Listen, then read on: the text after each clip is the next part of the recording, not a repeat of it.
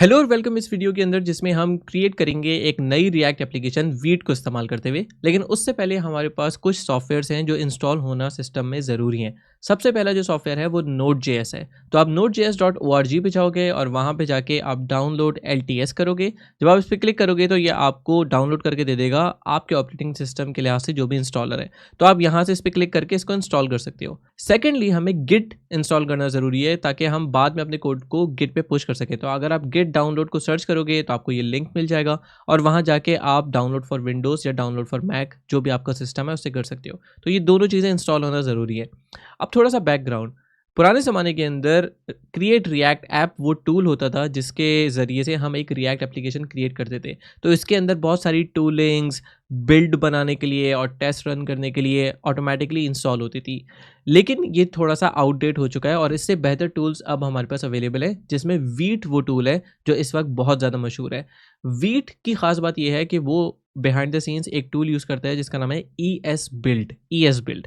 और वो टूल बहुत बहुत ज़्यादा तेज़ है और जितने नए फ्रेमवर्क्स अब आ रहे हैं, चाहे वो एंगुलर हो या और बहुत सारे फ्रेमवर्क्स हो, वो सब भी ES बिल्ड पे मूव हो रहे हैं बजाय वेब पैक के। तो वीट को इस्तेमाल करते हुए अगर हमें रिएक्ट एप्लीकेशन बनानी है तो आप गेट स्टार्टेड पे जा सकते हैं और यहाँ आपको नजर आएगा कि ना सिर्फ ये रिएक्ट एप्लीकेशन बनाता है बल्कि ये Vue.js की एप्लीकेशन, वनीला जावास्क्रिप्ट की एप्लीकेशन, इन सब को सपोर्ट करता है और उन सब के टाइपस्क्रिप्ट वर्जन को भी सपोर्ट करता है।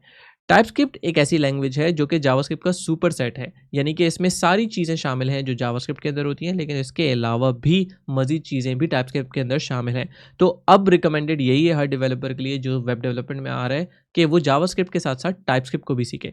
तो अगर आप यहाँ पे स्क्रॉल करोगे डाउन तो आपको नजर आएगा कि ये कमांड है npm create vite at latest। इसको रन करते हुए हम एक नया प्रोजेक्ट क्रिएट कर सकते हैं रिएक्ट का विद टाइपस्क्रिप्ट। तो आप अपना कमांड प्रॉम्प्ट खोलेंगे और अपने फोल्डर में चले जाएंगे जहां पे भी आपको ये प्रोजेक्ट क्रिएट करना है और इस कमांड को पेस्ट कर देंगे npm create at vite latest।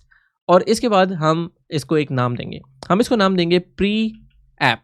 PRE का मतलब है प्रैक्टिकल रिएक्ट एसेंशियल्स और हम इसको ऐप का नाम दे रहे हैं, जिसमें आप सिलेक्ट कर सकते हो रिएक्ट के बाद आप सिलेक्ट करोगे टाइपस्क्रिप्ट और मैं आपको बता चुका हूँ टाइपस्क्रिप्ट क्यों ज़रूरी है। जब आप इसको सिलेक्ट कर लोगे तो अब आप इसको किसी ना किसी कोड एडिटर के अंदर खोल सकते हैं। बाय डिफ़ॉल्ट मैं आपको रिकमेंड करूंगा कि आप VS कोड इस्तेमाल करें, जो कि एक बहुत ही लाइट वेट कोड एडिटर है, बहुत मशहूर है और बहुत ईजी टू यूज़ है। तो आप इसमें जाके अपने ऑपरेटिंग सिस्टम के लिहाज से जो सॉफ्टवेयर है वो डाउनलोड कर सकते हैं। क्योंकि मेरे पास ये सॉफ्टवेयर ऑलरेडी है तो मैं यहाँ पे इसको ओपन कर लूँगा अपनी प्री ऐप को VS कोड के अंदर। और अब हम अपना प्रोजेक्ट VS कोड के अंदर खोल चुके हैं, तो आप यहाँ पे जाएंगे व्यू पे और यहाँ से टर्मिनल ओपन कर लेंगे और आप इसको शॉर्टकट से भी खोल सकते हैं। अब हम अपनी सारी कमांड्स इस इंटीग्रेटेड टर्मिनल के अंदर इस्तेमाल करेंगे। तो सबसे पहली चीज़ जो हमें करनी है वो करनी है npm इंस्टॉल, ताकि हमारे जितने पैकेजेस हैं इस रिएक्ट एप्लीकेशन के लिए वो इंस्टॉल हो जाएं हमारे प्रोजेक्ट के अंदर। उसके बाद फिर हम इस एप्लीकेशन को रन कर सकेंगे ब्राउज़र पे। अब जब हमारे पैकेजेस इंस्टॉल हो चुके हैं हम रन कर सकते हैं npm run dev और ये हमारे पास वीट का डेव सर्वर ओपन कर देता है और अब हमारी एप्लीकेशन रन हो रही है लोकल होस्ट 5173। आप यहाँ पे कंट्रोल दबा के क्लिक कर सकते हैं और ये ब्राउज़र पे ओपन हो जाएगा। अब अगर हम अपने ब्राउज़र पे जाएं तो आप देख सकते हैं कि वीट प्लस रिएक्ट यहाँ पे हमें नज़र आ रहा है, यहाँ पे कुछ लोगोज हैं और हमारे पास ये ऐप रन हो रही है। अगर आप इस काउंट के बटन को दबाएंगे तो आपको नज़र आएगा कि ये काउंट अपडेट भी हो रहा है। तो ये एक वर्किंग रिएक्ट एप्लीकेशन है। अब इस एप्लीकेशन का थोड़ा सा ओवरव्यू ले लेते हैं। अगर हम सोर्स के फोल्डर के अंदर जाएं तो यहाँ आपको नजर आएगा कि हमारे पास कुछ फाइल्स मौजूद हैं। जो मेन TS की फाइल है ये वो फाइल है जहां हर चीज़ शुरू होती है। रिएक्ट बेसिकली ये काम करता है कि ये आपकी इंडेक्स HTML पे जाता है और मैं आपको इसको साइड बाय साइड दिखा देता हूँ। ये इंडेक्स HTML पे जाता है और देखता है कि क्या इंडेक्स HTML के अंदर कोई ऐसा एलिमेंट है जिस पे ID रूट लगी हुई है। अगर इसे ये एलिमेंट मिल जाता है इस पर्टिकुलर फाइल को, तो ये उस एलिमेंट को जिसकी ID रूट है उसको ग्रैब करता है, उसको पकड़ता है और उस पर रेंडर का फंक्शन चला देता है और कहता है कि इस डिव के अंदर पूरी रिएक्ट एप्लीकेशन जो मैं रिएक्ट एप्लीकेशन दे रहा हूं उसको रेंडर कर दिया जाए। तो आखिर में होता यह कि इस रूट के अंदर हमारे पास कुछ चीज़ रेंडर होती है। अब ये ऐप क्या चीज़ है? अगर हम इसको कंट्रोल क्लिक करेंगे तो हम ऐप TSX के अंदर चले आएंगे और इसके अंदर आपको नजर आएगा कि मेरे पास कुछ डिव्स हैं। मैं इसको थोड़ा सा जूम आउट कर दूंगा ताकि हमें ज़्यादा कोड नजर आ रहा हो।